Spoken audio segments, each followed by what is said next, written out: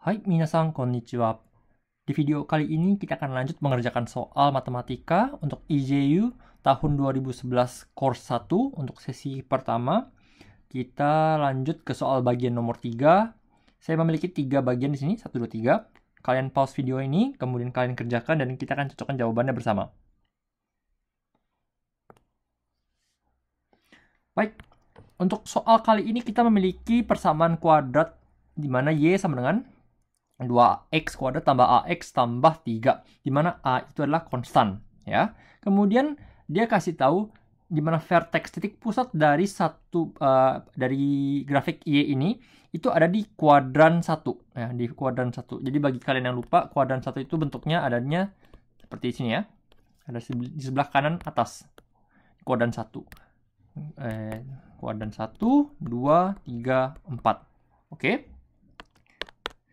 Sekarang kita ditanya pertama, the range of value which A can take. Jadi nilai A ini kan dia kan konstan. Jadi ketika kamu ganti nilai A-nya, maka bentuk grafiknya, lokasi grafiknya akan berubah. Dan kamu harus tentukan di mana range-nya A sehingga dia titik vertex ini, titik pusatnya si grafik ini itu masuk ke daerah kuadran 1. Oke. Nah, kalau kamu perhatikan, asalkan titik ini bisa masuk ke kuadran 1, apa sih syaratnya? Kamu harus memiliki X-nya ini lebih besar daripada 0, ya. X-nya lebih besar daripada 0, dari 0 sini, dan Y-nya juga harus lebih besar daripada 0. Nah, ini dua syarat yang harus kamu penuhi. Sekarang kalau kita lihat gimana cara kita mulai, kita harus mencari tahu lokasi titik pusat ini, ya. Bagaimana cara mencarinya? Kalau di Jepang, mereka terbiasa untuk mengubah bentuk grafiknya, bentuk persamaan ini, ya, menjadi bentuk seperti berikut. Saya ajarkan. 2x kuadrat tambah ax tambah 3. Kalau kita ubah bentuknya, kita punya 2-nya kita keluarkan, tambah setengah ax tambah 3. Kemudian saya mau buat bentuknya x tambah sekian kuadrat. Jadi saya mau buat x tambah 1/4 kuadrat seperti ini. Dan tambah 3, sisanya adalah berapa? 16, 1/16 kali 2, 1/8. Jadinya kurang 1/8 A kuadrat. Oke, jadi kalau kamu pernah belajar bagaimana cara mengubah bentuk ini, akan sangat gampang untuk menggambar grafiknya nanti. Bagi kalian yang tidak tahu bagaimana caranya, coba kalian buka video-video saya sebelumnya untuk mencari tahu mengapa saya mengubah bentuknya seperti ini. Oke, nah dari situ kita langsung tahu kalau di dalam grafik ini, saya gambar ulang ya. Di dalam persamaan ini, titik pusatnya itu adanya di sini. Di X sama dengan minus 1/4 A, dan Y-nya itu ada di sini. 3 kurang 1/8 A. Jadi kalau kita gambar, dia adanya ini karena dia plus jadi minus ya. Minus 1/4. Dan di atasnya sini adalah plus 3 kurang 1/8 A. Adanya di kuadran 2. Seperti ini, ya. Sedangkan kita maunya apa? Kita maunya itu dia adanya di kuadran 1, bukan di kuadran 2. Maka kita harus membuat semua kondisi ini menjadi lebih besar daripada 0. X-nya lebih besar daripada 0, Y-nya juga lebih besar daripada 0. Oke?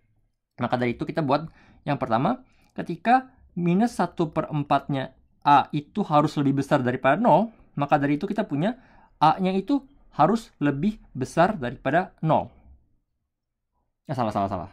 A-nya harus lebih kecil daripada 0. Kebalik ya. Oke. Jadi itu range pertama kita. Kalau A lebih kecil daripada 0, maka dia akan berubah titik ininya. X-nya akan berubah ke daerah kuadran 1. Akan sebelah kanan. Nah, seandainya untuk Y-nya itu sebelah sini, saya juga harus membuat di mana 3 kurang 1/8 A kuadrat itu juga harus lebih besar daripada 0. Ya. Kalau kita ubah bentuknya, kita akan mendapatkan 3 lebih besar daripada 1/8 A kuadrat, 24 itu lebih besar daripada A kuadrat, sehingga kita bisa mendapatkan kalau A itu dijepit di antara akar 24 sampai dengan minus akar 24. Oke, kenapa seperti ini? Bagi kamu yang lupa, coba lihat buku kalian lagi mengenai pertidaksamaan. Kalau kamu berat akar, dia akan dijepit. Oke, maka dari itu apa ya? Saya buat bilangan lebih simpel. Jadi saya punya akar 4 kali akar 6, 2 akar 6 ya. 2 akar 6 Saya buat minus lah ya, balik. Minus 2 akar 6 sampai 2 akar 6. Oke, jadi kita punya dua range di sini, di mana A itu lebih kecil daripada 0 dan A itu jepit di antara minus 2 akar 6 sampai 2 akar 6.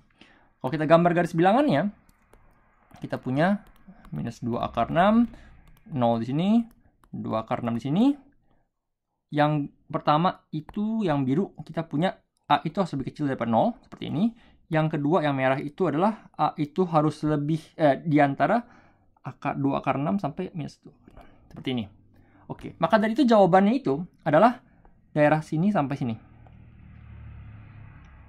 Ya, jadi A itu untuk mendapatkan grafik ini, itu adanya di posisi kuadran 1 ketika A itu ada di minus akar 6 sampai 0, maka posisi grafiknya itu akan bergeser di kuadran 1. Mengerti?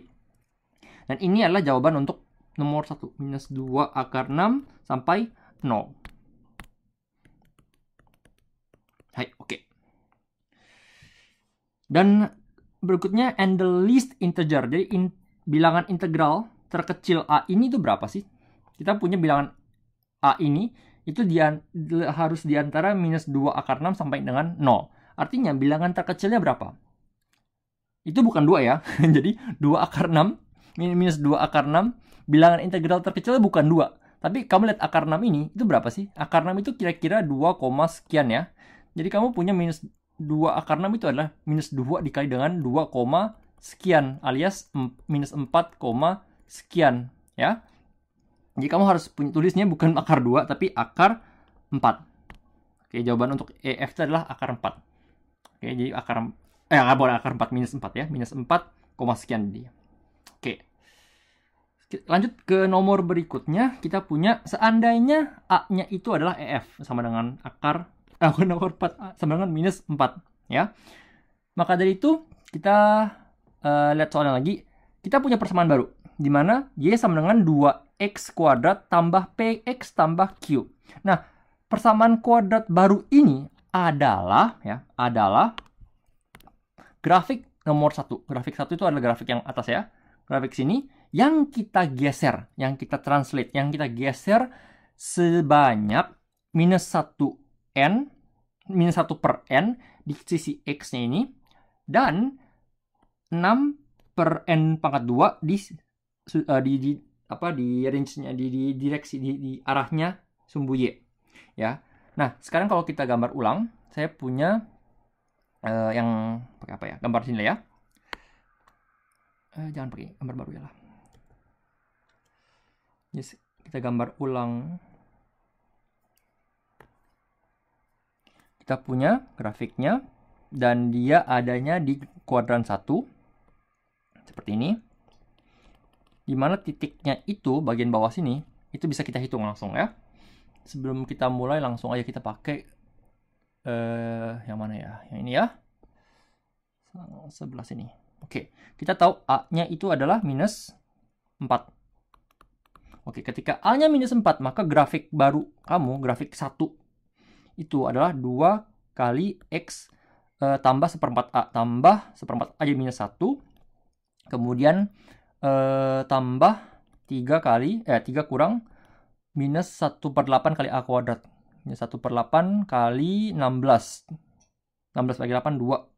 Kurang 2 ya. Kurang 2 alias 1. Artinya 1. Oke. Jadi ini grafik baru kamu.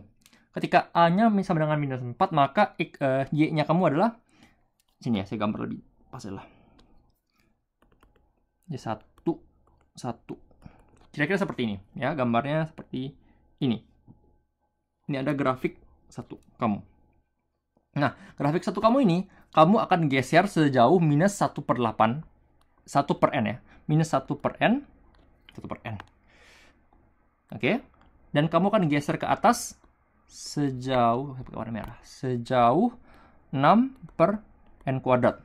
Ya, jadi kira-kira yang tadinya di sini akan ke atas, akan seperti ini grafiknya. Oke? Jadi akan geser ke kiri, geser ke atas. Pertanyaannya adalah, ketika kamu memiliki garis gambar yang baru ini dengan persamaan kuadrat seperti ini ya, maka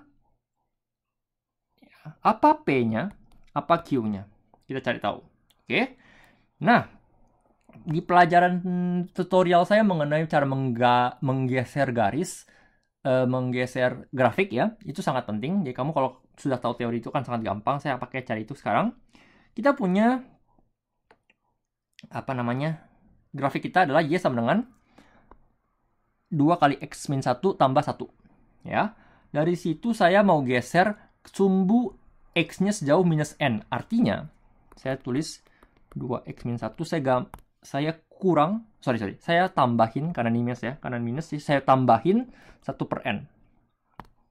Oke, ditambah dengan 1, kemudian saya geser ke atas sejauh 6 per N kuadrat. Karena dia sumbu Y, maka kita juga ikutin, plus 6 per N kuadrat.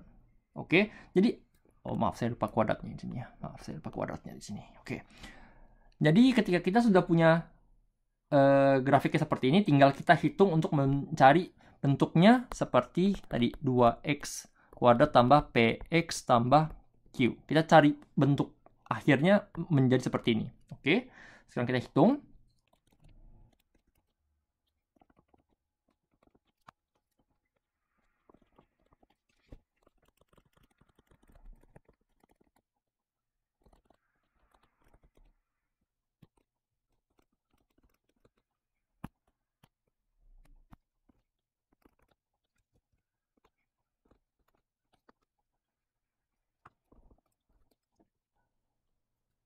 Oke, sekarang kita sudah punya jawabannya, bentuknya seperti ini ya. Jadi ini kita sudah membagi X-nya itu, Y-nya itu berdasarkan X pangkat 2, pangkat 1, dan pangkat 0. Artinya kita sudah bisa mencari di mana P-nya itu adalah di sebelah sini, kemudian Q-nya itu ada di belakang. Oke, jadi kalau kita masukkan jawaban ini ke dalam dalam soal kita punya P itu adalah 4 per N dikurang 4. Kemudian Q-nya itu adalah 8N kuadrat dikurang dengan 4 per N tambah 3. Oke, jadi kita sudah punya jawabannya seperti ini. 4, 4, 8, 4, 3. Oke, sekarang kita lanjut untuk nomor 3. Untuk nomor 3 kita punya ditanya total of natural number N. Jadi N di bawah sini itu semuanya adalah bilangan natural. Bilangan natural itu adalah bilangan yang bisa kita gunakan untuk menghitung barang yang langsung ada di mata kita. Misalnya kita punya pensil, 1 pensil, 2 pensil, 3 pensil tuh ada. Nggak mungkin kita hitung minus 1 pensil atau 0,3 pensil tuh nggak ada. Jadi hitungnya 1, 2, 3, dan seterusnya. Kita nggak boleh masukin angka 0. Jadi bilangan natural itu tidak boleh ada 0. Oke, ketika kita masukkan bilangan natural N ke dalam P, maka P itu akan mendapatkan bilangan integral. Bilangan integral adalah bilangan yang bisa bilangan yang dari minus 4, minus 3, minus 2, minus 1, 0, 1, 2, 3, dan seterusnya. Ya, tapi tidak boleh, misalnya akar tuh nggak boleh, desimal juga nggak boleh, seperti itu. Ya, di bilangan lebih bersih dilihat. Oke, sekarang kalau kita masukkan bilangan natural N ke dalam P, maka ada berapa sih bilangan N yang bisa masuk? Kita coba hitung.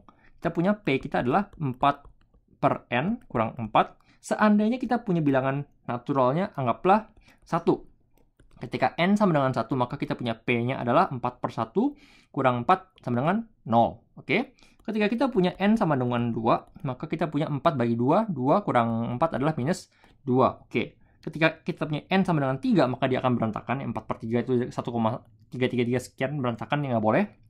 Ketika kita punya N sama dengan 4, maka kita dapat 4 per 4, itu 1, dikurang dengan minus 4, dikurang dengan 4, jadinya minus 3.